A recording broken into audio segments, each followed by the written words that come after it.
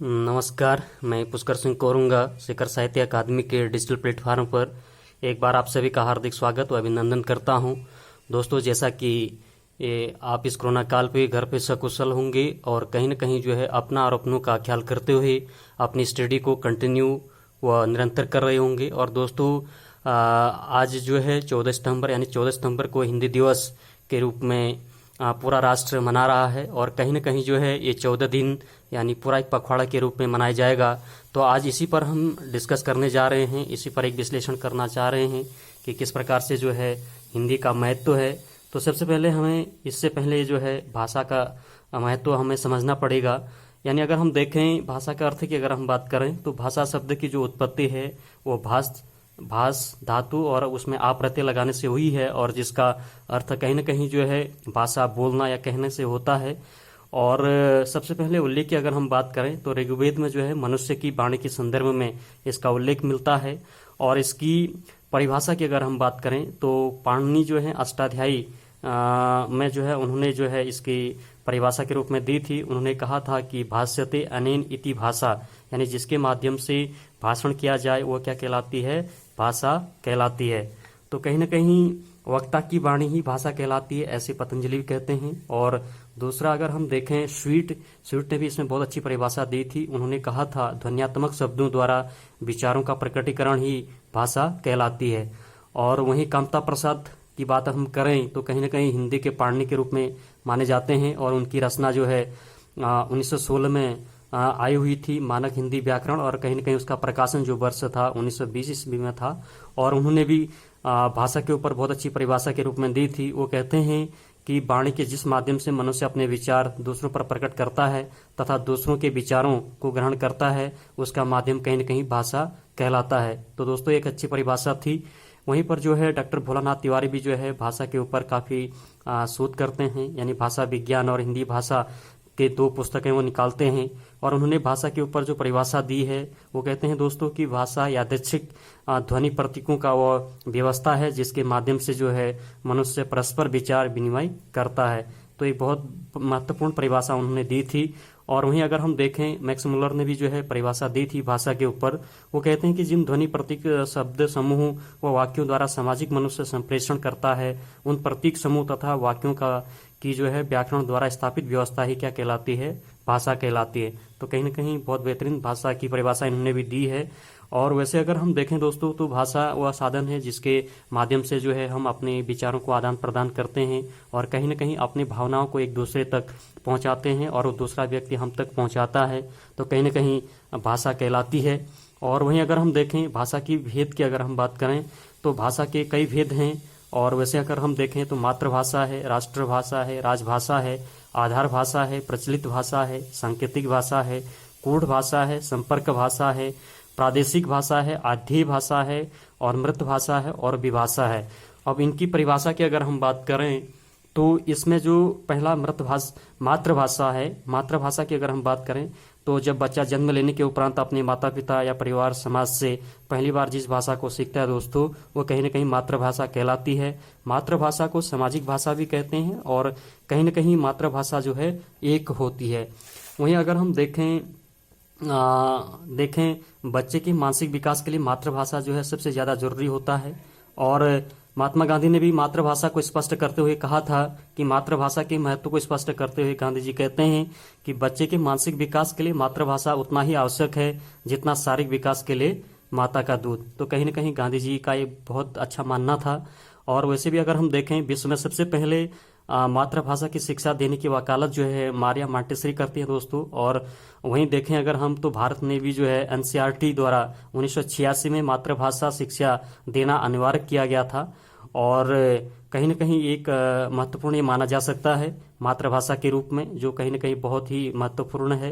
वहीं अगर हम देखें राष्ट्रभाषा के रूप में अगर हम देखें तो जिस भाषा को किसी राष्ट्र की अधिकांश जनसंख्या बोलती है, समझती है या उसे दैनिक व्यवहार में प्रयोग करती है तो कहीं न कहीं वो राष्ट्रभाषा कहलाती है। हिंदी को अगर हम देखें तो भारत में लगभग 67 यानी 67% जनसंख्या बोलती है, समझती है। अतः हिंदी स्वतः अपने आप में अघोषित राष्ट्रभाषा है। वहीं अगर हम देखें हिंदी भारत की मातृभाषा भी है, राजभाषा भी है और राष्ट्रभाषा के रूप में भी है। और भारत के संविधान में जो है राष्ट्रभाषा शब्द के रूप में हिंदी का कोई उल्लेख नहीं है। वहीं अगर हम देखें राजभाषा की अगर हम बात करें तो ये शासन की या शासकीय भाषा या प्रशासनिक भाषा इसको हम कह सकते हैं, कार्यालयीय भाषा भी इसको हम कह सकते हैं। और संविधान द्वारा जिस भाषा को राज या शासन कार्यों की जो भाषा घोषित कर दी जाती है उसे कहीं न कहीं राजभाषा कहलाती है। और राजभाषाओं की संख्या अधिक हो सकती है। वर्तमान में अगर हिंदी सहित जो है 22 राजभाषा को जो है दर्जा प्रदान हुआ है या प्राप्त है। और वहीं अगर हम देखें राजभाषा संबंधी प्रावधान जो है दोस्तों संविधान के 8वें अनुसूची में वर्णित है। और भारतीय संविधान के अनुच्छेद 343 से लेकर के 351 तक जो है राजभाषा का पूरा उल्लेख है। और हिंदी को जो है राजभाषा का जो दर्जा है 14 सितंबर 1949 संविधान के अनुच्छेद 344 क के अनुसार ये स्पष्ट दिया गया था।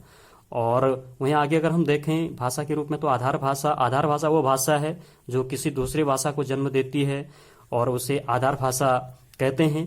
संस्कृत, प्राकृत, पाली, अपभ्रंश हिंदी की आधार भाषा हैं। सबसे पहले अगर हम देखें तो वैदिक संस्कृति है, फिर लौकिक संस्कृति है, फिर उसके बाद पाली है, फिर प्राकृत है, फिर अपभ्रंश है, फिर तब जाके हिंदी भाषा जो है व्यवहार में आई हुई है। वहीं आगे अगर हम देखें अधीय भाषा होती है। अधीय भाषा आप किसे कहेंगे, यानी किसी दूसरी भाषा से जन्म लेने वाली भाषा अधेय भाषा कहलाती है दोस्तों। जैसे हिंदी अपभ्रंश का सरल होने से बनी है, अतः इसे क्या कहेंगे हम अधेय भाषा के रूप में जानेंगे या कहेंगे। वहीं देखें कूट भाषा भी होती है। वह भाषा है जिसमें किसी शब्द या वाक्य का कोई कोड जो है प्रदान किया जाता है, उसे संबंधित हमें कूट भाषा के रूप में उसे हम जानते हैं। इसका प्रयोग कहीं न कहीं जो है सैनिक हो गया या गुप्तचर एजेंसी द्वारा इसके बातचीत के लिए इसका प्रयोग किया जाता है। वहीं आगे अगर हम देखें दोस्तों तो सांकेतिक भाषा है। अब सांकेतिक भाषा का क्या अर्थ है, यानी वह भाषा जिसमें संकेत या इशारों के माध्यम से बातचीत की जाती है सांकेतिक भाषा कहलाती है। और भाषा के प्रयोग में यह मूक बधिर व्यक्तियों द्वारा इसका प्रयोग किया जाता है। और वहीं आगे अगर हम देखें तो मृत भाषा है। मृत भाषा किसे कहेंगे, वह भाषा है जो पहले कभी प्रचलन में थी किंतु वर्तमान में प्रचलन में नहीं है, तो इसे हम मृत भाषा कहेंगे। जैसे कभी पाली और अपभ्रंश प्रचलन में थे लेकिन अब इस समय नहीं है। तो आगे अगर हम देखें प्रचलित भाषा को अगर हम देखें तो भाषा है जो जिसका उद्भव या जन्म जो है काल से लेकर वर्तमान तक प्रचलन में है, जिसका बोलचाल या साहित्य स्थान में वर्तमान में कोई उसका प्रयोग नहीं है, तो कहीं न कहीं वो प्रचलित भाषा के रूप में जानी जाएगी। तो ऐसे ही प्रादेशिक भाषा है जो किसी विशेष प्रदेश या क्षेत्र में बोली जाती है, जैसे राजस्थानी है, पंजाबी है, ये कहीं न कहीं प्रादेशिक भाषा के रूप में माने जाएंगे। वहीं अगर हम देखें संपर्क या वैश्विक भाषा, जिसे अंतर्राष्ट्रीय भाषा भी कहते हैं, वह भाषा है जो दो भिन्न भाषाएं जानने वाले व्यक्तियों के मध्य एक संपर्क सूत्र का कार्य करती है, तो उसे संपर्क या वैश्विक भाषा या अंतर्राष्ट्रीय भाषा के रूप में हम कहेंगे। आज विश्व के एकमात्र संपर्क भाषा जो ऐसी है अंग्रेजी कहीं न कहीं एक अंतर्राष्ट्रीय भाषा के रूप में है। वहीं अगर हम देखें विभाषा, वही भाषाएं जिनका शब्द भंडार जो है दोस्तों वाक्य रचना एक दूसरे से पूर्णतः अलग अलग हों और आपस में विभाषा कहलाती है। और उपभाषा किसे कहेंगे, उपभाषा जो है एक ही मुख्य भाषा के अंतर्गत आने वाली स्थानीय या प्रादेशिक भाषाएं उपभाषाएं कहलाती हैं, जैसे राजस्थानी है, हरियाणवी, छत्तीसगढ़ी, ब्रजभाषा आदि ये कहलाती हैं। तो कहीं न कहीं मुख्य भाषा तथा उपभाषा का शब्दार भंडार व वाक्य रचना में समानता रहती है, तो ये कहीं न कहीं जो है एक भाषा के ऊपर एक महत्वपूर्ण टॉपिक है। अब आगे देखें दोस्तों तो कहीं न कहीं राजभाषा कहीं न कहीं हिंदी के रूप में है, तो इसको हम जरा देखेंगे। यानी राजभाषा का अर्थ की अगर हम बात करें तो संविधान द्वारा जिस भाषा को राजकार्य या प्रशासनिक कार्य की भाषा घोषित कर दिया जाता है उसे राजभाषा कहते हैं। और संविधान द्वारा स्वीकृत सरकारी भाषा राजभाषा कहलाती है। दोस्तों देखें हिंदी को राजभाषा बनाने की मांग सबसे पहले जो है श्री गोपाल स्वामी अयंगर ने संविधान निर्मात्री सभा के सम्मुख 14 सितंबर 1949 में रखी थी और इस सभा द्वारा जो है पूर्ण बहुमत से इस मांग को स्वीकार कर लिया गया था। वहीं अगर हम देखें राष्ट्रीय हिंदी प्रचार समिति वर्धा द्वारा जो है 1953 ईस्वी में 14 सितंबर प्रति वर्ष जो है हिंदी दिवस मनाने की मांग रखी गई थी और जिसे स्वीकार भी कर लिया गया था। तथा आगे देखें तो 14 सितंबर 1953 को जो है प्रथम हिंदी दिवस के रूप में मनाया गया। वहीं अगर हम देखें हिंदी को राजभाषा का दर्जा, तो हिंदी को राजभाषा का दर्जा जो है 14 सितंबर 1949 को मिला था और संविधान के अनुच्छेद 343 क के अनुसार इसको दिया गया था। और वहीं देखें दोस्तों आगे तो राजभाषा से संबंधित अनुसूचियां तथा अनुच्छेद जो कहीं ना कहीं अपने आप में महत्वपूर्ण हैं। तो अगर हम देखें भारतीय संविधान में 8वीं अनुसूची के अंतर्गत जो है 11 अनुच्छेद राजभाषा से संबंधित हैं, जो कहीं ना कहीं अनुच्छेद 120, अनुच्छेद 210 और अनुच्छेद 343 से लेकर के 351 तक। तो ये कहीं ना कहीं कुल कितने हैं, 11 अनुच्छेद के अंतर्गत जो है हिंदी को जो है 8वीं अनुसूची के अंतर्गत रखा गया है राजभाषा के रूप में। वहीं अगर हम देखें अनुच्छेद 120, ये कहीं ना कहीं भाग 5 में है संसद में। इसके अंतर्गत अगर हम देखें तो संसद में बोली जाने वाली भाषा का प्रावधान इसमें रखा गया था। 3 बातें इसमें प्रमुख थी। 3 बातें प्रमुख की अगर हम बात करें तो पहली बात तो ये थी कि संसद का प्रत्येक सदस्य संसद की बैठकों के दौरान जो है हिंदी में अपने विचार प्रस्तुत करेगा। वहीं जो दूसरा इसका जो मुख्य कारण था वो आगामी 15 वर्ष तक जो है अंग्रेजी बोलने की छूट रहेगी। और वहीं कहीं ना कहीं जो तीसरा कारण था वो ये था कि अगर लोकसभा अध्यक्ष या राज्यसभा के सभापति चाहें तो किसी सदस्य को मातृभाषा में अपने विचार रखने की अनुमति दे सकते हैं। वहीं अगर हम देखें अनुच्छेद 210 भाग 6 के अंतर्गत है, और इसमें क्या था, यानी राज्य विधानमंडलों में बोली जाने वाली भाषा से संबंधित था।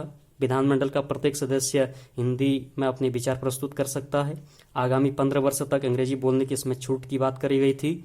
और विधानसभा का अध्यक्ष चाहे तो विधान परिषद या विधानसभा में जो है मातृभाषा बोलने की जो है छूट दे सकता है या रहेगी। वहीं अगर हम देखें अनुच्छेद 343 यानी भाग 17 तो राजभाषा से संबंधित है। भारत की राजभाषा हिंदी होगी और लिपि देवनागरिक रहेगी। अंकों का स्वरूप जो है अंतर्राष्ट्रीय वाला मानक रहेगा, जैसे 1 2 3 4 5। तो ये कहीं ना कहीं जो है अनुच्छेद 343 में थी। वहीं आगे अगर हम देखें अनुच्छेद 344 में तो ये भी भाग 17 के अंतर्गत था। राजभाषा आयोग एवं राजभाषा समिति के गठन से संबंधित है ये। इस अनुच्छेद के अंतर्गत भारत में केवल एक बार राजभाषा आयोग का गठन किया गया दोस्तों, और राजभाषा आयोग गठन 1955 ईस्वी में किया गया था। और इसके जो सदस्य थे दोस्तों वो 21 थे, और राष्ट्रपति डॉक्टर राजेंद्र प्रसाद जो है इस आयोग के अध्यक्ष, और बाल गंगाधर जो हैं खेर जो हैं इसके जो है इस आयोग के अध्यक्ष रहे थे। और उस समय जो राष्ट्रपति थे वो डॉक्टर राजेंद्र प्रसाद थे। और वहीं आगे ही देखें इसी में तो राजभाषा आयोग ने अपनी प्रतिवेदन जो है 1956 में दिया, और उस जिसे जो है 1957 ईस्वी में संसद के सम्मुख रखा गया। और राजभाषा आयोग की जो सिफारिशों की जो समीक्षा करने के लिए जो है 1957 में गोविंद बल्लभ पंत की अध्यक्षता में एक संयुक्त संसदीय राजभाषा समिति का गठन किया गया। और संयुक्त संसदीय समिति में 30 सदस्य थे, और वो जो सदस्य थे 10 लोकसभा से थे, और 20 लोकसभा से थे और 10 राज्यसभा से सदस्य थे। वहीं आगे अगर हम देखें तो संयुक्त संसदीय समिति की सिफारिशों के आधार पर राष्ट्रपति ने 2 स्थायी आयोगों की स्थापना की। एक तो राजभाषा विधायी आयोग जो 1961 ईस्वी में और विधि मंत्रालय के अधीन था, और दूसरा जो है वैज्ञानिक एवं तकनीकी शब्दावली आयोग था जो 1961 में शिक्षा मंत्रालय के अधीन था। वहीं देखें दोस्तों तो सन 1976 में राजभाषा विधायी आयोग को समाप्त कर दिया गया है।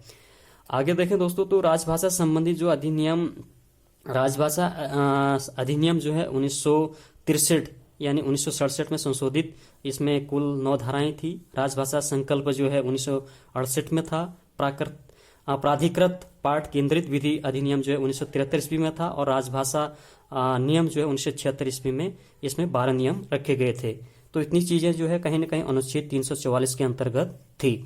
वहीं आगे अगर हम देखें अनुच्छेद 345, ये भी भाग 17 में है, और इसमें जो है राज्यों की राजभाषाओं से संबंधित इसमें उल्लेख है। और अनुच्छेद 346 ये भी भाग 17 है, और इसमें जो है संपर्क भाषा प्रावधान, यानी एक राज्य से दूसरे राज्य के मध्य ये बातें रखी गई हैं दोस्तों इसमें। और अनुच्छेद 347 ये भी भाग 17 के अंतर्गत आता है, और मान्यता प्राप्त भाषाओं का इसमें प्रावधान किया गया है। और अनुच्छेद 348 भाग 17 इसमें जो है हाईकोर्ट व सुप्रीम कोर्ट की भाषाओं से संबंधित है दोस्तों, और निर्णय हिंदी और अंग्रेजी दोनों में देना होगा, लेकिन विवाद की स्थिति अगर होती है तो कहीं ना कहीं अंग्रेजी रूपांतरण इसमें मान्य होगा। तो ये बात जो है 348 में कहा गया है। अनुच्छेद 349 की अगर हम बात करें, ये भी भाग 17 के अंतर्गत है।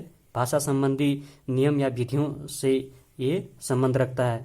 और वहीं अनुच्छेद 350 की अगर बात करें तो भाग 17 ही है, भाषाई अल्पसंख्यकों से संबंधित है। और अनुच्छेद 351 की अगर हम बात करें, ये भी भाग 17 है और हिंदी विकास से संबंधित ये माना गया है। और वहीं आगे देखें दोस्तों तो हिंदी के विकास से संबंधित कुछ संस्थाएं भी हैं और केंद्रीय हिंदी समिति जो नई दिल्ली में है और इसका गठन जो है 1967 में किया गया था। कार्य इसका है कि भारत सरकार के विभिन्न मंत्रालयों द्वारा हिंदी का प्रचार प्रसार के लिए निर्धारित कार्यक्रमों का समन्वय करना है दोस्तों। और इसके जो अध्यक्ष होते हैं वो कहीं न कहीं प्रधानमंत्री होते हैं।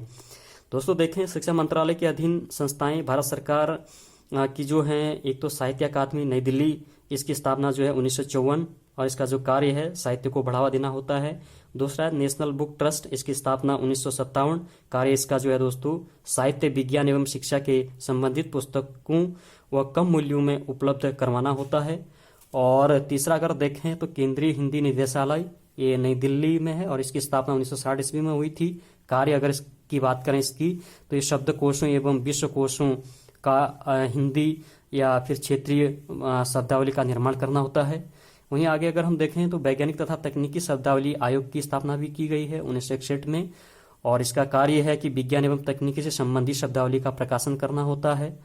और वहीं आगे देखें दोस्तों तो गृह मंत्रालय के अधीन भी कुछ संस्थाएं होती हैं, जैसे कि राजभाषा विधायी आयोग, इसकी स्थापना 1961 में की थी और 1976 में इसको समाप्त कर दिया गया था।